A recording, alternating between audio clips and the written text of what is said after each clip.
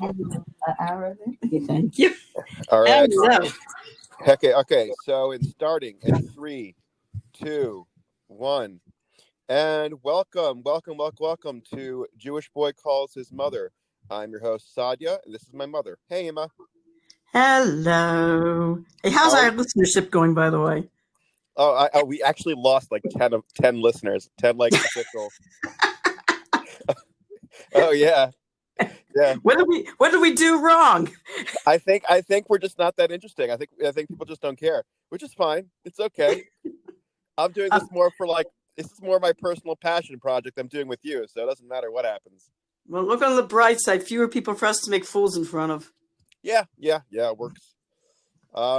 Great. So this week's topic, we're going to hit hard a little bit. We're going to focus on dreams and how motherhood kind of crushed dreams or made them better or made them different.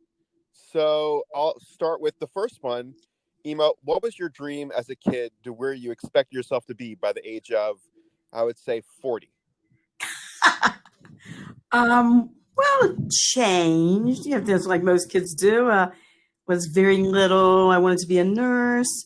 And then when I was in fourth grade, I became very interested in politics, and I wanted to become a lawyer or do something in the government. In fact, there was one time when I actually dreamed about being president of the United States. Then I decided I wanted to make an honest living. Yep. Then high school, for a long time, I wanted to do something in the science field, particularly in medicine. And I was taking all these math courses in high school and, chemistry and physics and all these, science courses. And then when I started college, I totally changed my mind. I had to really sit down and look at my achievements, not just my achievements, but what I really wanted and why. I found most of my achievements were not in the field of, science or anything like that. Most of my achievements were in the field of music. I had gotten a scholarship to study at the Peabody Prep in voice. I had, I was in the Miss Teenage America contest locally, and I became a local finalist. I didn't make it to I made it to the state finals, but I didn't make it to the nationals. But that was quite an achievement. That was quite an experience. I also love children, and I was thinking I like working with children. I ran as a teenager. My sisters and I ran this backyard neighborhood summer camp every summer, all throughout, high school, junior high school, and part of college. And we worked very well with children. So I figured the best field for myself would be music education. And that's what I did. Okay. I was when I was going to Towson, of course, I majored in voice, minored in piano, and I was thinking in terms of maybe becoming an opera singer, and I was going to a number of auditions at the time. And it's a highly competitive field. You see a lot of very talented people not getting parts that they auditioned for. And you see people that you quite honestly don't think have such a good voice quality actually getting those parts. And, you kind of wonder why. You think it might have been nepotism or something? I don't know. I don't know. But I remember one of the professors in the music department being totally very, very angry about one of her students who did not make it into one of the opera companies. And she was just very, very angry at the director of that company. She thought it was not exactly nepotism, but she thought that he was putting in his, favorite people, as opposed to this one student who she felt had a lot of talent. So, but then anyway, then of course, after I graduated Towson, I became prom, and I went to New York. And my education background was really very, really helped me in that I was able to get teaching jobs in New York at the yeshivas teaching English. As far as putting dreams on hold, plans on hold, I think that is, in this day and age, I think that's something that a lot of women deal with, because we're living in an age now where, as far as education and job opportunities, it's an equal opportunity field for women. In fact, it's more of an there's more opportunities for women now in history than there's ever been before. So women now have that choice of motherhood versus career. And a lot of women find themselves really doing a balancing act, where if they put in extra hours to further their career, then the children suffer. On the other hand, if they stay home to take care of the children and put more time into that, then the career suffers. So it's something, I think it's a problem. I think it's an individualistic problem. And I think every woman has to make her own choices that are best for her and her family. Because having a frustrated mother is not good either. Yeah, go ahead. I was gonna say, but like, I think men should have to pick up the slack though, and kind of have to raise the kids just as much as the mother does, because if you have two people raising a child, it allows it's not going to be like it was in the 50s, where the man was the one that pursued his career and the woman stayed home and did whatever. This is a point where like men are now going to have to realize, they're going to have to be a father, and what that means in 2020 compared to what it meant in the 1950s is two polar opposites. Yes. A quick handshake and eye contact once a year on your birthday was like the best father in the world in the 1950s. And nowadays, if you go ahead and you go to every single baseball game and play all their favorite music and do whatever you can for the kid to help them grow, they're still going to call you an asshole by the time they're like 16. So it's a different challenge. And I think men are dealing with that challenge now, where it's like, I can pursue my career, but I don't want to miss out on my children's growth. Like I know my brother, your son, Yehuda, he makes sure he sees his kids off in the morning for school. And I know as a working person, and you might know as experiencing in the workforce, early in the morning is the most important part of you getting things done and getting things ready. And I think that there's going to be a thing where women are going to be able to pursue their dreams more. And I think men are going to be taking more responsibility as a father.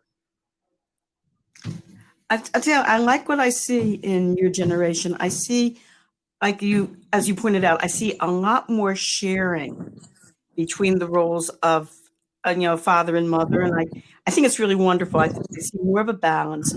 I see a lot of young men, in your generation coming home and helping, which is fantastic. It's, it's good to see. And I think a lot of men are also appreciating the fact that their wives are trying to also be part of, also play a role in the economic responsibility of the family, and that they appreciate it. I remember it was during the 1980s and beginning of the 90s that I saw a lot of women going to work, placing their kids in daycare centers. I worked part-time, but I had a very good arrangement that during my, when I worked part-time, that my mother helped take care of, the children. That was very good. But I remember when daycare centers first started in the 80s and 90s, believe me, there were some horrible nightmares, horrible things that happened because at that time they weren't very well regulated. There was one point I remember when we were having a very hard time financially, and so I decided, okay, that's it. I'm just going to put my kids in full-time daycare and get a full-time job because, like I said, economically we were, really hurting. So I decided to check out daycare centers in the area. I wouldn't leave a guinea pig with any of them. There was Wow. one daycare center that it was like in a shopping center behind glass. So you could actually see how the caretakers were taking care of the babies, or should I say, not taking care of the babies. I was watching these two women who were supposed to take care of the babies, sitting there smoking and talking to each other. And then one of Oh, them wow. started crying, and one of the women made a face like, "Oh God, I got to take care of this kid." She got up, takes the baby out of the crib, almost threw the baby on top of the changing table, puts on her gloves, takes care of the diaper, slap, slap, slap, takes a pacifier, stuffs the pacifier in the kid's mouth, grabs the blanket, wraps the baby around in the blanket, and almost threw the baby in the crib. I said, okay, forget that one. Then there was one where I was driving down the street and I knew there were two daycare centers on either side of the street. And I see a little 2-year-old kid sitting in the middle of the street crying. Of course, I stop my car, get out, and I pick up the kid, and I'm thinking to myself, which daycare center does this kid belong to? So I picked one, and I walked up to the door of this daycare center, knocked on the door, and when the mother answered the door, she almost fainted. She said, "Oh my gosh." I told her what happened. This kid was in the middle of the street crying. She says, what happened was the woman who was in charge of the daycare center across the street had a doctor's appointment. So she was bringing her children over to her to take care of for a couple hours. And this kid must have been left behind. Wow. So I said, well, forget that daycare center. Jeez. Then there was another one where in the wintertime, with all the windows and doors closed, you could hear the woman in charge screaming at the kids from out on the sidewalk, from inside the house. Freaking nightmares. So I said, forget that one. And after a while, I said, you know what? I said, we're going to have to figure out something else because I'm not going to take this chance. Now, however, the daycare centers are, from what I've seen of daycare centers now, most of them are regulated and most of them are pretty good. Well, myself, later on, after all of you kids were in school, I worked at a couple daycare centers. And the daycare center that I worked at Cheder Chabad, Cheder Chabad, was so good. I mean, we took really good care of those kids. I said to somebody, it's a pity I couldn't find a daycare center like this years ago. I said, I would have, for sure, I would have put my kids in a daycare center like this and gone to work because we really took very excellent care of the kids. And one of the mothers, when I said this to her, you know what she said to me? She said, maybe you don't realize it, but the way that you women are running this daycare center, how good you are running it, is the exception, not the rule. Ah. And that was from one of the mothers who had her kids there, who had used other daycare centers. So going back to the original question then, so being at your in your life right now, did you pursue your dreams and did you accomplish your dreams? It's good that you asked that. Dreams versus reality. That sounds like you were just settling in a sense. That sounds like you had a life and you settled, which is what the point I was trying to make in the first place. But the thing is, yes, okay, yeah, I think you hit the nail on the head. Yes, I settled, but you know something? What I found in settling, I actually enjoyed. So if you didn't settle, where would you be? That's a where would I be? Do you know something? I don't think it's I don't think it's even. I think I think it's one of these questions like, what came first, the chicken or the egg type thing. You know what I mean? I don't. It's not. I'll tell you the truth. I found for myself personally that I enjoyed raising my family, and I found that my education and my training helped me as a parent. I said, I just enjoyed raising my family. I enjoyed raising you children. So what would you want to pursue now then? I think I'd like to travel. Like to, Like where? I've always wanted to take a couple trips. There's one trip I've always wanted to take a trip across the United States. I've never seen the country. And I think I'd like to also travel around, say, Central America. I hear it's really pretty. Costa Rica, Central America. I would like to take a cruise around, of course, like regular, Bahamas. And I'm curious. I'm curious to see. I'd like to see Cuba. I'm curious about what it's like in Cuba.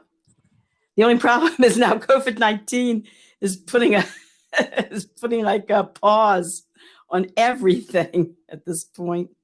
It's like, so, it's like I can't even think of traveling anyplace until this whole horrible, viral situation is over. Yeah, no, I mean, I understand that completely.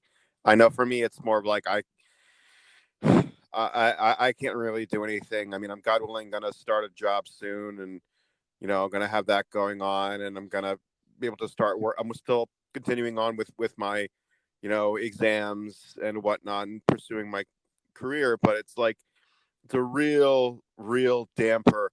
I think it's gonna be very interesting when we're gonna look back at this in like 20 years about like how we've all been dealing with it and focusing on it and whatnot. Like I think everyone's just sick of it. Everyone's tired of it. They just want it to end, and you can feel it in everybody. It's just been discussed and talked about and dealt with, and it's done. It's over. You want to think about other things. I want to talk about other things. I want to, pursue other things and not try to dwell on COVID because of all the, I don't know, bullshit that it is. Mm-hmm. I mean, the other day I was thinking about like, what if, the idea of maybe, going back to college, retraining for a profession. But I thought, no,